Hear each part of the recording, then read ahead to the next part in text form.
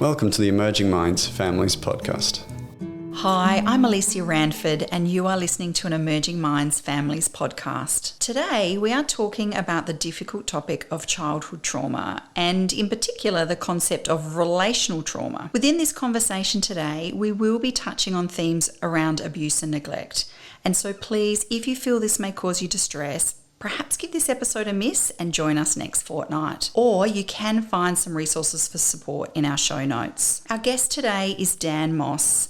He has a long history of working in support services with children who have experienced trauma and is going to help us unpack and understand what is relational trauma and how it can affect the mental health and wellbeing of children in our lives. Hi Dan, thanks for joining us today. Thanks Alicia, thanks for having me. Oh, it's great to have you here. And I wondered if perhaps you could start by explaining to our listeners what is interpersonal trauma. Yeah, so when we talk about interpersonal or perhaps relational trauma, we're thinking about the distressing or overwhelming childhood experiences that are caused by a breakdown in trust between adults or important adults in that child's life. These experiences invariably involve an abuse of power. So we'd be thinking about instances such as physical, sexual or emotional abuse or neglect. We know that children need safe and supportive relationships to make sense of the world and to be confident in their place in the world. So when the people that should be providing the safe and trustworthy relationships that children need, when this is ruptured, this has significant repercussions for children. So what do you mean by the word ruptured? Interpersonal or relational trauma so often involves a rupturing of the trust that children need to develop confidence in their place in the world. So if you think, for example, of small children, they're looking to the parents or adults in their lives to comfort them when they're distressed and to give them the sense of safety and certainty that they need. And so when those adults, those people that are causing those children to feel hurt or unsafe or scared or anxious, then this often has significant ramifications for these children in the fact that they're not sure who to turn to for the safety and support that they need. And this can also really play havoc with children's internal messaging around who they go to for support and really what they deserve. You know, we would say that all children deserve to have safe environments in which to learn and thrive. And when children have experiences where there's not safety or where adults sometimes deliberately ensure that the environment is not safe, well then this often imbues in children a great deal of confusion, both about the world around them and about who they are within that world. And so in your experience, what are the ways in which children usually respond to this kind of trauma instead of, say, the trauma of experiencing an accident or perhaps living through a bushfire? It's interesting because, you know, you're right, Alicia, there are lots of different traumas and community trauma is one of them. But in relational or interpersonal trauma, there's some specific effects on that for children, and often for children who are abused, certainly by someone that they know and trust. There's often a great sense of shame or self-blame for those children, particularly when they come to believe that what happened to them happened because they were a naughty kid or they were complicit in what happened or they wanted what happened to happen. And so there can be a whole lot of these effects which can actually continue in the lives of children throughout their lives. And you know what we know now in talking to adult survivors of abuse, that these effects, if they're not supported to be able to tell their stories, can actually have long-term negative consequences for decades in the lives of children, young people, and then adults. And you mentioned in there secrecy and self-blame. Why is it important to address these aspects, in particular with children? Yeah, so secrecy is really a strong nurturer of abuse. I know that's a funny kind of contradiction in terms, but so many instances or episodes of abuse throughout our history in countries like Australia have never been disclosed or come to the fore. And that's because we're not very good as a society in talking about topics like abuse. It's nobody's favourite topic. We really would not like to think that things like this can happen to our children. But of course, recent events in Australia, and we've seen, so many media events now where we're thinking about institutional sexual abuse of children. And so now as a society, we're much better at understanding that these things can and do happen to children. And as a society, we need to be better at being able to firstly protect children from the effects of abuse, but also be better at having conversations like we're having today, because children who have been abused are so often told by the perpetrator that if they tell someone what happens, then they will get in trouble themselves, or their parents might be in trouble, or this will cause their family to break down. And so not only are children having to by themselves make sense of the really traumatic and at times horrifying events that happen to them, but they're also trying to negotiate living with these events alone so that they don't hurt the people that they care most about in their lives. And if you think about sexual abuse particularly, perpetrators are often so effective in making children believe that their family members will come to great harm if this abuse is ever disclosed. So secrecy is a really strong risk factor still in our society in terms of helping children who have been abused to be able to seek the necessary support for that abuse. If we look at self-blame too, so many children who have been through abuse come to believe either through the words of the perpetrator or through things that happen to them later in life. So these children are more likely to have trouble at school or to have trouble with friends. And so children who firstly go through traumatic events and secondly have the effects felt in their peer or school or family relationships so often just start to begin to think of themselves as failures. And so these effects can become really quite real for children who are not only dealing with the trauma itself, the event itself, but with the ramifications for years to come. Dan, for parents listening today, and I have 2 children myself who are young adults now, I always tried to really foster an environment where they felt that they could tell me anything. And I listened to you now talking about perpetrators who perhaps encourage the notion that children can't trust in their parents or carers. What can parents do to really give that message strongly to their kids that they can trust them or tell them anything? Yeah, really great question, Alicia. And I think there's so many wonderful ways now that families and parents are able to imbue in their children a sense that they can tell them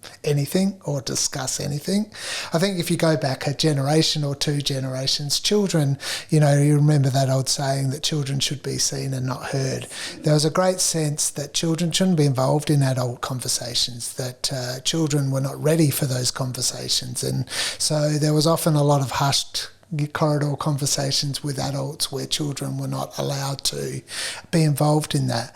I think as a society now, and I hear of your kind of experience, that parents are much better at including children in the conversations that they need to have. In terms of practice, we now start to talk about a practice shift where we see children as contributors to decisions that affect their lives rather than just recipients. And this is a really important shift because we now think much more about the importance of children's voice and that they should be involved in all kind of decisions that will or could affect their lives, and to be involved in mature conversations supported by an adult so that these conversations confusing or anxiety provoking for them is a really very important thing for all children. I think as a society we're definitely getting better at that, but there's still work to do. How do you help a child cope with the effects of this kind of trauma? Yeah, another really great question. And lots of parents parents are going through this at the moment. They might have been involved,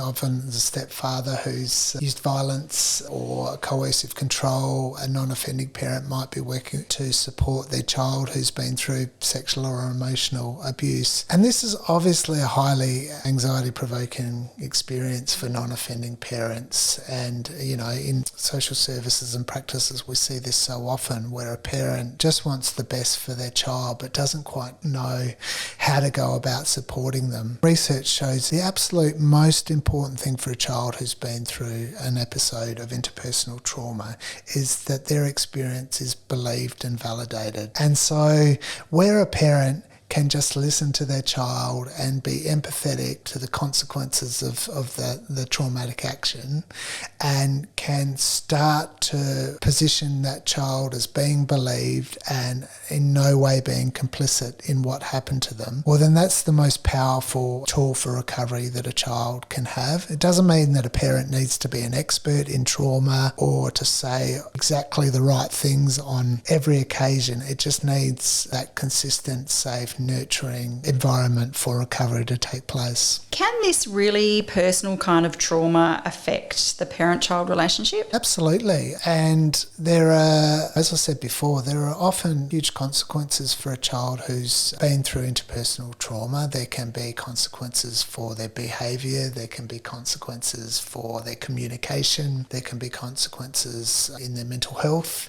So all of these things, different stages of a child's development, may actually provide a challenge for parents. And within this, parents can often think that the behaviour might just be a child acting up or a child being naughty, but often behaviour can be communication in terms that children need a bit more support around what's happened to them, or they're feeling particularly distressed, or they're having particularly strong reactions to what happened to them. So often this can just mean that they just need a little bit more time, a little bit more support again to get to where they're going to. But again, with that consistent support, there's no reason that children can't make those recoveries and that they can't enjoy the same sorts of experiences that other kids do. I think often for parents it's a great sense of anxiety that, their child's going to be forever affected negatively and not enjoy the same experience as other children.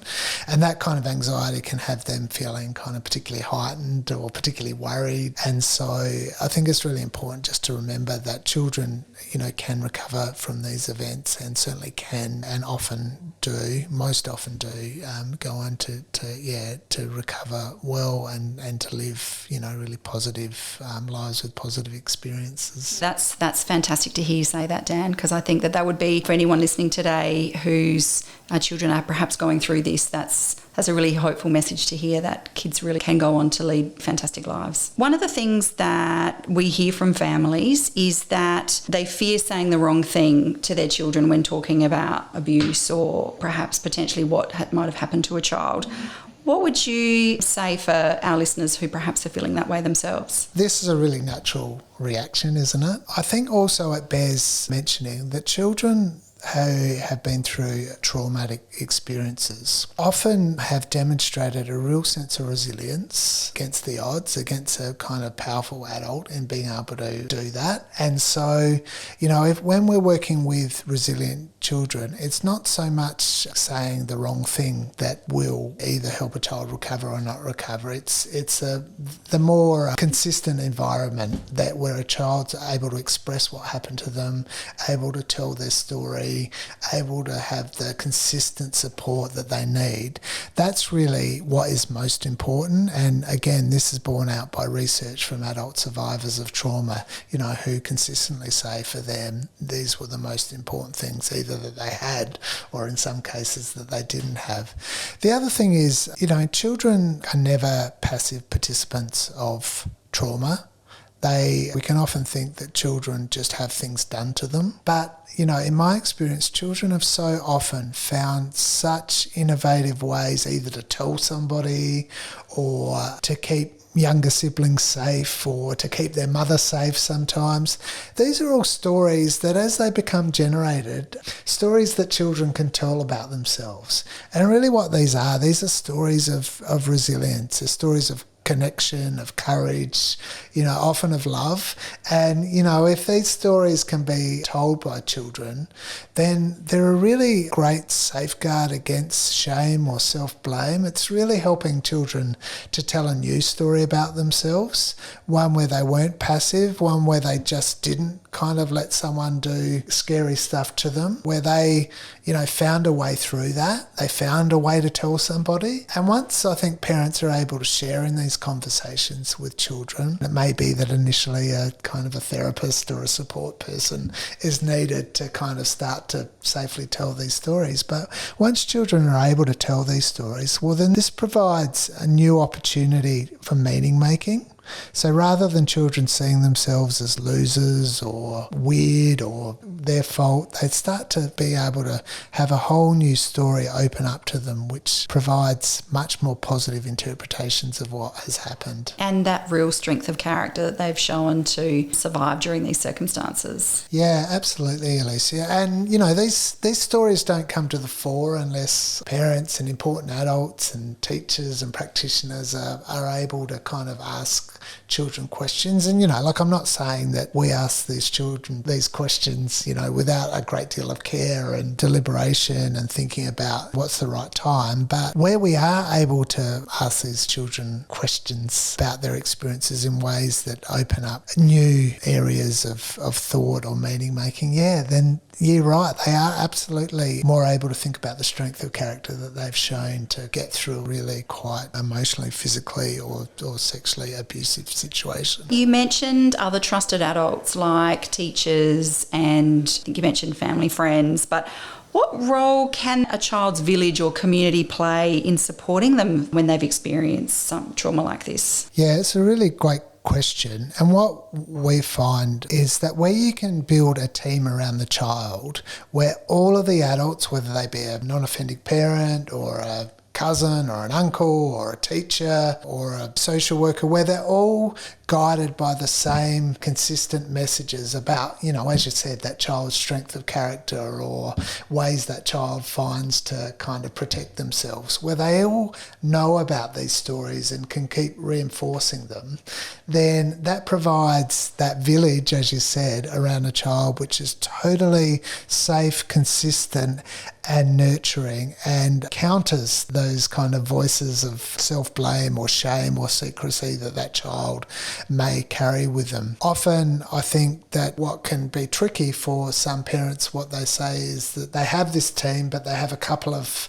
people in that team that might sometimes go down the path of blaming their child or saying things like, if only you didn't go with that person or if only you didn't make that decision. And that can be the challenge for a parent, I think, who's wanting to make sure that their child is nurtured by safe and consistent messaging. So in thinking about having a consistent team around a child, there's some work, I think, to be done in making sure that everybody's, on the same page. And talking about this lovely way to create a team around a child, you spoke before about children being active contributors in these conversations. How can parents help their child do that? Where a child is actively involved in what they want from their team, then, and often this will be dependent on how old or the stage of development of a child, but where a child or where we can actively ask a child what they need from us as adults and to form a team, what they would most like from us, then we're moving away from the thought or the assumption that child is completely naive about their experiences, and actually we're moving to a acknowledgement that child is knowledgeable. That child is the one who has been through event or multiple experiences of trauma, and so they have some idea about what makes them feel better. They have some ideas about their preferences, about how they'd like to be known, and this might take a bit of negotiation with them. They might not just be able to verbalise this right from the get-go.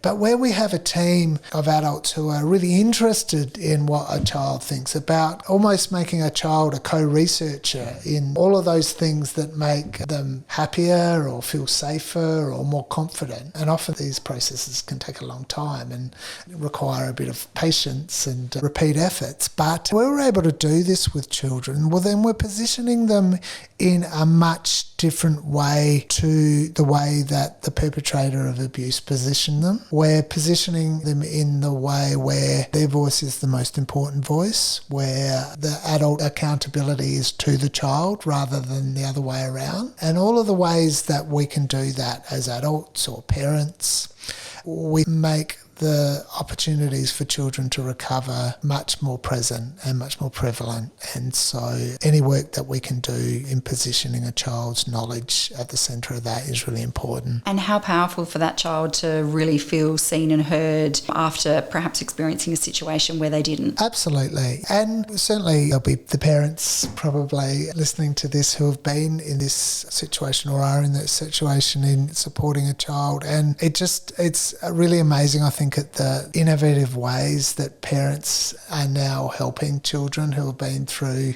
traumatic events just to kind of start to position their own knowledge and start to help them to develop the sense of safety and consistency in their lives and agency in their lives that they need. And that certainly continues to be really inspiring, I think, how parents are able to help children to recover from events of interpersonal or relational trauma. And I guess probably important for parents to know that they don't have to walk this journey alone, that there are professionals that can help them and their child through this situation. Yeah, really good point, Alicia. And I think also, particularly if we look at something like sexual abuse or even physical violence for non-offending parents, and often mothers will come to services and say, you know, they feel really guilty, they should have known, they put their child in harm's way or feel really angry. And often it's really important for, you know, non-offending parents to have someone, it's a family member, great, or if it's a professional,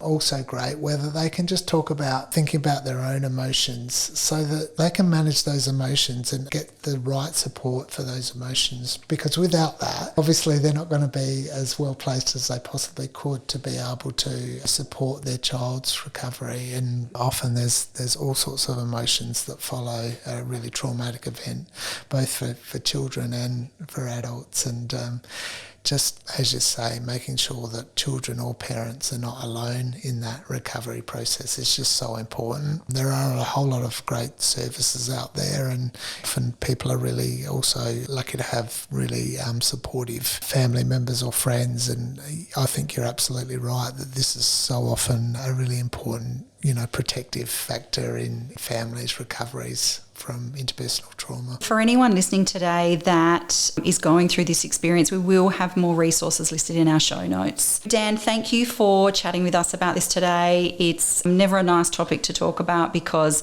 as parents, we hope that we're never faced with that situation. But what would be, for our listeners today, the one thing that you'd want them to take away from this? Just in terms of thinking more broadly about how we can avoid secrecy in our society and in our families, and how we can involve children in important conversations about their safety and their ability to be able to tell their parents or family really important things whenever they need to. And also ways that we can think about how we help children to make meaning of possibly distressing events in their lives, and how we can constantly open up opportunities for children to tell their stories, and to tell their stories in ways which really demonstrate their sense of resilience and connection. And as you said, strength of character, I think, is a really lovely message to leave on. Thanks, Dan. That's really great advice. And yes, thank you again for spending time with us today. Really appreciated it. Thanks, Alicia. Visit our website at www.emergingminds.com.au/families for a wide range of free information and resources to help support child and family mental health. Emerging Minds leads the National Workforce Centre for Child Mental Health. The centre is funded by the Australian Government Department of Health under the National Support for Child and Youth Mental Health program.